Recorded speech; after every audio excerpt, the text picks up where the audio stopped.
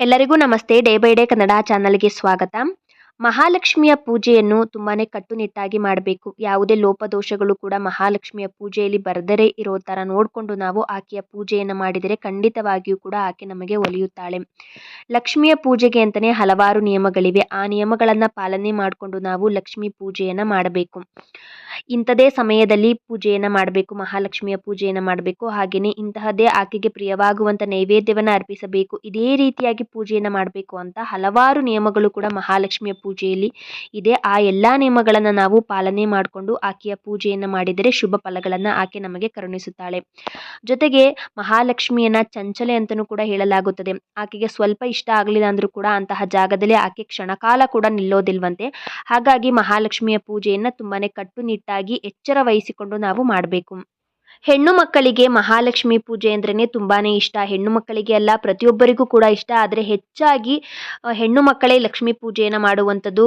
ಮಹಾಲಕ್ಷ್ಮಿಯ ಅನುಗ್ರಹ ನಮ್ಮ ಜೀವನದಲ್ಲಿ ಇದ್ದರೆ ಎಂತಹದೇ ಕಷ್ಟ ಇದ್ದರೂ ಕೂಡ ಅದು ತುಂಬಾನೇ ಬೇಗ ನಮಗೆ ಅದಕ್ಕೆ ಪರಿಹಾರ ಅನ್ನೋದು ಸಿಗುತ್ತೆ. ಹಾಗೆಯೇ ಜೀವನದಲ್ಲೂ ಕೂಡ ಲೈಫ್ ಅನ್ನೋದು ಕೂಡ ತುಂಬಾನೇ ಸರಳವಾಗಿ ಉತ್ತಮವಾಗಿರುತ್ತದೆ. ಹಾಗಾಗಿ ಹೆಚ್ಚಾಗಿ ಮಹಾಲಕ್ಷ್ಮಿಯ ಪೂಜೆಯನ್ನು ಹೆಣ್ಣು ಮಕ್ಕಳು ಮಾಡ್ತಾ ಇರ್ತಾರೆ.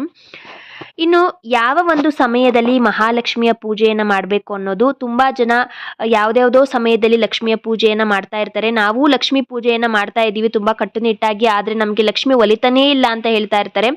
ಆದರೆ ಯಾವುದ್ಯಾವುದೋ ಸಮಯದಲ್ಲಿ ಸಮಯವನ್ನು ನೋಡ್ಕೊಳ್ದಲೇ ಯಾವುದ್ಯಾವುದೋ ಸಮಯದಲ್ಲಿ ಪೂಜೆಯನ್ನು ಮಾಡಿದರೆ ಖಂಡಿತವಾಗಿಯೂ ಕೂಡ ಆಕೆ ಒಲಿಯೋದಿಲ್ಲ. ಹಾಗಾಗಿ ಲಕ್ಷ್ಮೀ ಪೂಜೆಯ ಸಮಯವೂ ಕೂಡ ತುಂಬಾನೇ ಮುಖ್ಯವಾಗಿರುತ್ತದೆ. ಹಾಗಾದರೆ ಯಾವ ಸಮಯದಲ್ಲಿ ಲಕ್ಷ್ಮೀ ಪೂಜೆಯನ್ನು ಮಾಡಬೇಕು, ಯಾವ ಸಮಯದಲ್ಲಿ ಲಕ್ಷ್ಮೀ ಪೂಜೆಯನ್ನು ಮಾಡಬಾರ್ದು ಅನ್ನೋದನ್ನು ತಿಳಿಯೋಣ.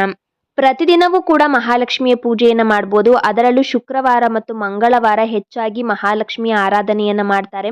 ಹಾಗೆಯೇ ದಿನದಲ್ಲಿ ಯಾವ ಸಮಯದಲ್ಲಿ ಮಹಾಲಕ್ಷ್ಮಿಯ ಪೂಜೆಯನ್ನು ಮಾಡಿದರೆ ಶೀಘ್ರ ಫಲ ಅನ್ನೋದು ಪ್ರಾಪ್ತಿಯಾಗುತ್ತದೆ, ಶೀಘ್ರವಾಗಿ ಆಕೆ ನಮಗೆ ಕರುಣಿಸುತ್ತಾಳೆ ಅನ್ನೋದಾದರೆ, ದಿನದಲ್ಲಿ ಲಕ್ಷ್ಮೀ ಪೂಜೆಯನ್ನು ಮಾಡುವುದಕ್ಕೆ ಒಂದು ಮುಖ್ಯವಾದ ಸಮಯ ಇದೆ. ತುಂಬಾ ಶುಭವಾದ ಸಮಯ ಅಂತಲೇ ಹೇಳ್ಬೋದು. ಒಂದು ಬೆಳಗ್ಗೆ ಬ್ರಾಹ್ಮಿ ಮುಹೂರ್ತದಲ್ಲಿ ಲಕ್ಷ್ಮೀ ಪೂಜೆಯನ್ನು ಮಾಡುವುದು ತುಂಬಾನೇ ಉತ್ತಮ. ಇನ್ನೊಂದು ಸಂಜೆ ಗೋಧೂಳಿ ಸಮಯದಲ್ಲಿ ಲಕ್ಷ್ಮೀ ಪೂಜೆಯನ್ನು ಮಾಡಬೇಕು. ಬೆಳಗ್ಗೆ ಬ್ರಾಹ್ಮಿ ಮುಹೂರ್ತ ಅಂದರೆ ಸೂರ್ಯ ಉದಯ ಆಗೋದಕ್ಕಿಂತ ಮುಂಚಿತವಾಗಿಯೇ, ಅಂದರೆ ಆಕಾಶದಲ್ಲಿ ಇನ್ನು ನಕ್ಷತ್ರಗಳು ಕಾಣಿಸ್ತಾ ಇರ್ತವಲ್ಲ, ಅಂತಹ ಸಮಯವನ್ನು ಬ್ರಾಹ್ಮಿ ಮುಹೂರ್ತ ಅಂತ ಹೇಳಲಾಗುತ್ತದೆ.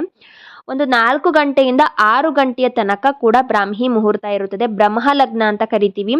ಮಹಾಲಕ್ಷ್ಮಿಯನ್ನ ಬ್ರಾಹ್ಮಿ ಸ್ವರೂಪಿಣಿ ಅಂತಲೇ ಕರಿತೀವಿ. ಯಾರೆಲ್ಲ ಶೀಘ್ರವಾಗಿ ಮಹಾಲಕ್ಷ್ಮಿಯನ್ನು ಒಲಿಸ್ಕೊಳ್ಬೇಕು ಅಂತ ಅನ್ಕೊಂಡಿರುವವರು ಪ್ರತಿನಿತ್ಯವೂ ಕೂಡ ಈ ಬ್ರಾಹ್ಮಿ ಮುಹೂರ್ತದಲ್ಲಿ ಲಕ್ಷ್ಮಿಯ ಪೂಜೆಯನ್ನು ಮಾಡುವುದರೆ ಖಂಡಿತವಾಗಿಯೂ ಕೂಡ ಆಕೆ ನಮಗೆ ಬೇಗ ಒಲಿಯುತ್ತಾಳೆ, ಶುಭ ಫಲಗಳನ್ನು ಕರುಣಿಸುತ್ತಾಳೆ.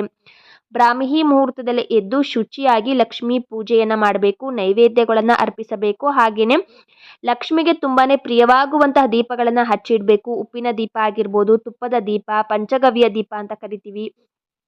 ಹೀಗೆ ಹಲವಾರು ದೀಪಗಳಿವೆ. ಕಾಮಾಕ್ಷಿ ದೀಪವೂ ಕೂಡ ಇದೆ. ಈ ಎಲ್ಲ ದೀಪಗಳ ಜೊತೆಗೆ ತುಂಬಾನೇ ಒಂದು ವಿಶೇಷವಾದ ದೀಪ ಅಂದರೆ ತುಳಸಿ ಗಿಡದ ಮುಂದೆ ಕೂಡ ನಾವು ದೀಪವನ್ನು ಬೆಳಗ್ಗೆ ಬ್ರಾಹ್ಮಿ ಮುಹೂರ್ತದಲ್ಲಿ ಹಚ್ಚಿಟ್ಟು ಮಹಾಲಕ್ಷ್ಮಿಯ ಪೂಜೆಯನ್ನು ಮಾಡಬೇಕು. ಈ ತುಳಸಿ ಗಿಡದ ಮುಂದೆ ಹಚ್ಚುವಂಥ ದೀಪವು ಮಹಾಲಕ್ಷ್ಮಿಗೆ ತುಂಬಾನೇ ಹೆಚ್ಚು ಪ್ರಿಯ ಅಂತ ಹೇಳಲಾಗುತ್ತದೆ.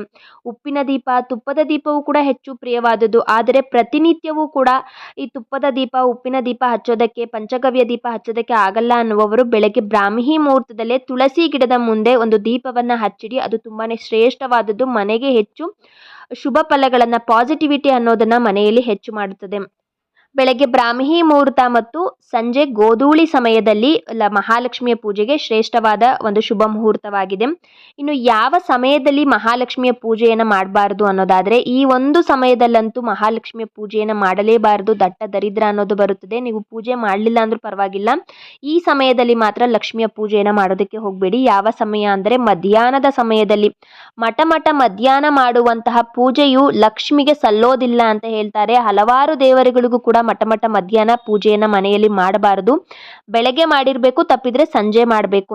ಮಧ್ಯಾಹ್ನದ ಸಮಯದಲ್ಲಿ ಯಾವತ್ತಿಗೂ ಕೂಡ ಲಕ್ಷ್ಮಿಗೆ ಪೂಜೆಯನ್ನು ಮಾಡಲೇಬಾರದು.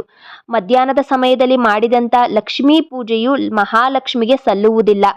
ನಾವು ಬೆಳಗ್ಗೆಯಿಂದ ಏನು ಮಾಡಿರ್ತೀವಿ, ಬೆಳಗ್ಗೆ ಎಲ್ಲ ಮನೆಯನ್ನು ಕ್ಲೀನ್ ಮಾಡಿ, ಮನೆಯಲ್ಲಿ ತುಂಬಾನೇ ಕೆಲಸಗಳಿರ್ತವೆ. ಎಲ್ಲವನ್ನು ಕೂಡ ಮುಗಿಸಿಕೊಂಡು ನಮಗೆ ಸಮಯ ಸಿಗುವಂಥದ್ದೇ ಒಂದು 10 ಗಂಟೆ 11 ಗಂಟೆಯ ನಂತರ. ಆ ಸಮಯದಲ್ಲಿ ನಾವು ಪೂಜೆಯನ್ನು ಮಾಡೋಣ ಅಂತ ಹೋದರೆ ಖಂಡಿತವಾಗಿಯೂ ಕೂಡ ನೀವು ಆ ಸಮಯದಲ್ಲಿ ಪೂಜೆಯನ್ನು ಮಾಡಲೇಬೇಡಿ. ಆಗ ಮಾಡಲಿಲ್ಲ ಅಂದ್ರೂ ಪರವಾಗಿಲ್ಲ, ಬಿಟ್ಟುಬಿಡಿ. ಸಂಜೆ ಗೋಧೂಳಿ ಸಮಯದಲ್ಲಿ ಮತ್ತೊಮ್ಮೆ ಶುಚಿಯಾಗಿ ನೀವು ಮಹಾಲಕ್ಷ್ಮಿಗೆ ದೀಪವನ್ನು ಹಚ್ಚಿಟ್ಟು ಪೂಜೆಯನ್ನು ಮಾಡ್ಬೋದು. ಗೋಧೂಳಿ ಸಮಯ ಬಂದು ಒಂದು 5:30ರಿಂದ 7 ಗಂಟೆಯ ತನಕ ಕೂಡ ಇರುತ್ತೆ. ಪ್ರತಿನಿತ್ಯವೂ ಕೂಡ ಈ ಗೋಧೂಳಿ ಸಮಯ ಮತ್ತು ಬ್ರಾಹ್ಮಿ ಮುಹೂರ್ತದ ಸಮಯ ಸ್ವಲ್ಪ ವೇರಿ ಆಗ್ತಾ ಇರುತ್ತೆ. ಒಂದು 5-10 ನಿಮಿಷ ಒಂದು ಸ್ವಲ್ಪ ವೇರಿ ಆಗ್ತಾ ಇರುತ್ತೆ. ಆದರೆ ಬ್ರಾಹ್ಮಿ ಮುಹೂರ್ತ ಬೆಳಗ್ಗೆ ಒಂದು 4 ಗಂಟೆಯಿಂದ 6 ಗಂಟೆಯ ಒಳಗೆ ಬರುತ್ತದೆ. ಗೋಧೂಳಿ ಸಮಯ ಬಂದು ಸಂಜೆ 5:30ರಿಂದ 7 ಗಂಟೆಯ ಒಳಗೆ, ಇಷ್ಟರ ಒಳಗೆ ಗೋಧೂಳಿ ಸಮಯ ಬರುತ್ತದೆ. ಇನ್ನು ರಾಹು ಕಾಲದಲ್ಲೂ ಕೂಡ ಮಹಾಲಕ್ಷ್ಮಿಯ ಪೂಜೆಯನ್ನು ಮಾಡಬಾರ್ದು. ಮಹಾಲಕ್ಷ್ಮಿ ಅಂತಾನೆ ಇಲ್ಲ, ಯಾವುದೇ ಒಂದು ದೇವರ ಪೂಜೆಯನ್ನು ಕೂಡ ರಾಹು ಕಾಲದ ಸಮಯದಲ್ಲಿ ಮಾಡಬಾರ್ದು. ಕ್ಯಾಲೆಂಡರಲ್ಲಿ ನೀವು ಆ ದಿನದ ರಾಹು ಕಾಲ ಮತ್ತು ಯಮಗಂಡ ಕಾಲದ ಸಮಯವನ್ನು ನೋಡಿಕೊಂಡು ಇನ್ನುಳಿದ ಸಮಯದಲ್ಲಿ ನೀವು ಮಹಾಲಕ್ಷ್ಮಿಯ ಪೂಜೆಯನ್ನು ಮಾಡಿ, ಜೊತೆಗೆ ಮಠ ಮಧ್ಯಾಹ್ನನೂ ಕೂಡ ಮಹಾಲಕ್ಷ್ಮಿಯ ಪೂಜೆಯನ್ನು ಮಾಡಬಾರ್ದು. ಕೆಲವೊಮ್ಮೆ ಬೆಳಗ್ಗೆನೆ ನಿಮಗೆ ರಾಹು ಕಾಲದ ಸಮಯ ಕೂಡ ಬಂದಿರುತ್ತೆ. 7 ಗಂಟೆಯಿಂದನೇ ಕೆಲವೊಮ್ಮೆ ರಾಹು ಕಾಲ ಪ್ರಾರಂಭ ಆಗಿರುತ್ತೆ. ಹಾಗಾಗಿ ರಾಹುಕಾಲ ಮತ್ತು ಯಮಗಂಡ ಕಾಲದ ಸಮಯವನ್ನು ನೋಡಿಕೊಂಡು ನೀವು ಮಹಾಲಕ್ಷ್ಮಿಯ ಪೂಜೆಯನ್ನು ಮಾಡಿ. ಈ ನನ್ನ ವಿಡಿಯೋ ನಿಮ್ಗೇನಾದರೂ ಇಷ್ಟ ಆಗಿದೆ ಅಂತ ಅನ್ಸಿದ್ರೆ please like, comment and subscribe ಮಾಡಿಕೊಳ್ಳಿ. ಧನ್ಯವಾದಗಳು.